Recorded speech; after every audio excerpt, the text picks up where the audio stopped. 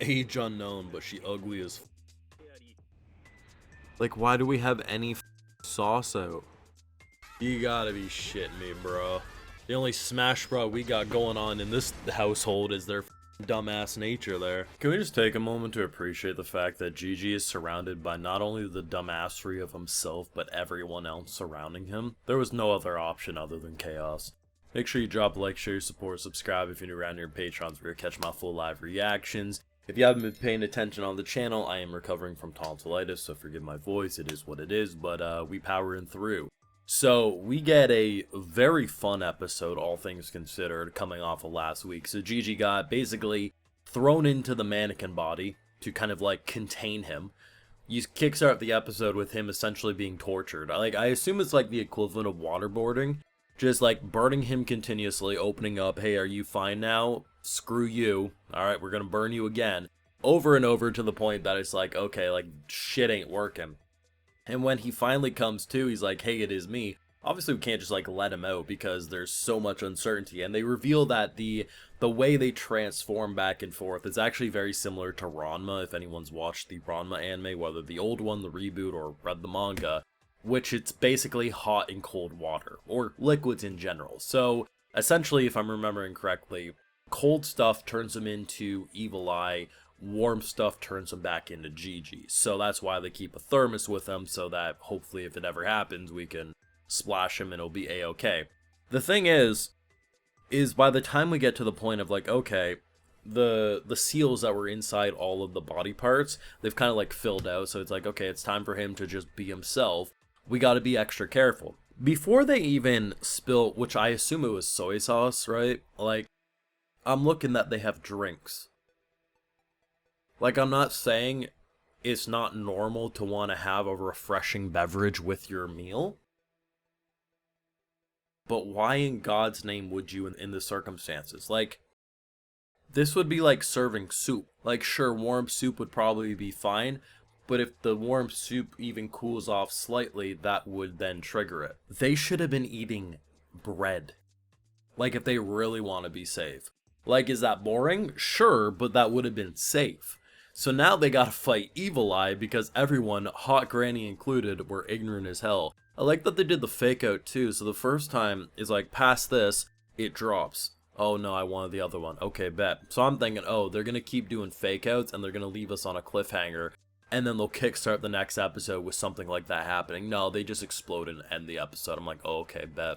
The thing is we're building into this whole exorcism thing, but I truly believe it's not going to be that. Like, I think there's going to be a way to keep Evil Eye around, whether or not it's going to be an agreement or if we're just going to continuously have to beat him down. Like, maybe if there's a way that he has some fun when he does come out, way to let him go a little wild, I don't know. Maybe Okarun can beat the shit out of him enough for him to listen. I don't know. I mean, I'm really thinking of Witch Watch right now. If anyone's watching that, there's a werewolf character who basically transforms into the werewolf version if there's a crescent moon shape scene. It can be anything.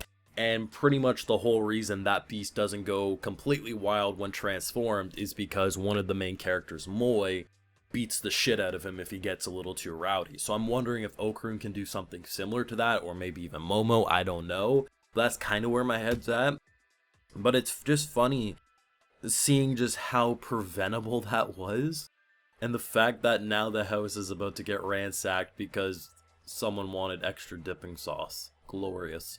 But the thing too is that what I really like about Dandadan as a story is that the interpersonal relationships and how they're like kind of intertwined are being explored. The biggest one is obviously Momo and Okarun, so they've made some major progress this season, especially at the end of last episode.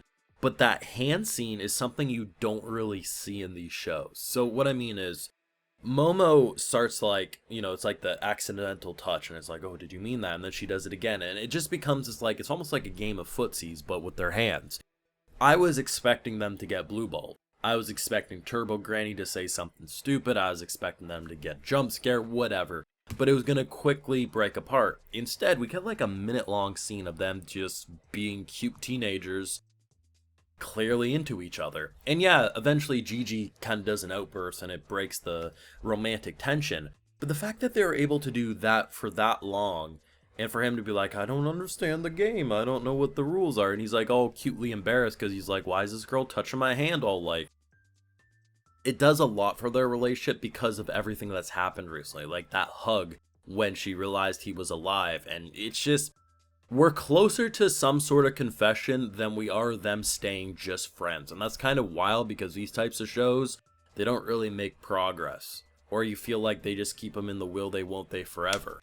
And when you have so many extra characters like Ira or even Gigi, you would assume it would be this clusterfuck of a harem of will they won't they who likes who, but they're doing a great job. But even outside of the romance side of things, you have, so I completely forgot about this, about the whole rumors and stuff. So when she walked into the classroom and everyone stopped and looked at her and then kind of resumed their things, I was like, whoa, like, why is there so much tension?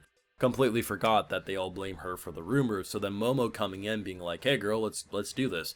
Yeah, she freaks out because she still has like a lot of hostility for Momo, but without that moment, she probably would have been pushed away by the school as a whole. And while she probably still will be, it starts the chain reaction of her maybe not completely being ostracized by the majority of students, right? And even if she continues to be, this is going to be her group of homies either way. I mean, they try to make you believe that in season 1, Ira's friends that got thrown into the pile of metal and rubble survived. I still refuse to believe it. In my headcanon, they died there because that wound should have killed them. I would highly suspect they wouldn't want to be friends with her after that. Like, would you really want to continue to hang out with the person who got your neck snapped? Probably not. So she really, no, beggars can't be choosers. She should just hang around with the group of freaks. They cook good food, seemingly. Just, yeah, maybe you got to deal with an emotional demon outburst from time to time. But either way, really funny stuff, action-packed, enjoyable as hell, and even in these slower episodes, Dandadan really makes sure that it continues to impress and just progress things at a natural pace, while dropping in some of the funniest comedy known to man in such subtle ways. Like when the aliens leave, right? They drop the casual lore. Yeah, my boy needs milk to survive. We breathe air, but we live underwater. There's so much uncertainty there. So the idea that they go in their spaceship, they get beamed up, and they fly away, and then they park like 100 yards away, and then they live down the street. Like, it feels like the equivalent of like saying goodbye to a family member. All right, guys, it was great seeing you. We really gotta do this again sometime. They back out of your driveway, and they go 2 doors down and park in their driveway. Like, it didn't need to be that funny, but it absolutely was. Like, and the fact that they animated it so well too, for them to just go down the street, is the funniest shit ever. Let me know what you thought down below of this week's episode of Dandadan. How do you think they're going to deal with Gigi, aka Evil Eye? Think they're going to completely get rid of him, or are you with me saying we're going to find a way to make him calm down but stick around? Let me know. Leave a like if you enjoyed, subscribe if you're new around, to ring that bell, stay up to date on everything, and Patreon is of course where you'll catch my full live reactions and other exclusives, like hey, I give video shoutouts to all my patrons. So today we got Squealton, More Rudd, Shadow Cyber Demon, Brandon Logren, Fate, Zeshram, Dark Lord, and we also have Dylan Miles. I appreciate the support, everyone. Please take care. Y'all have a good one.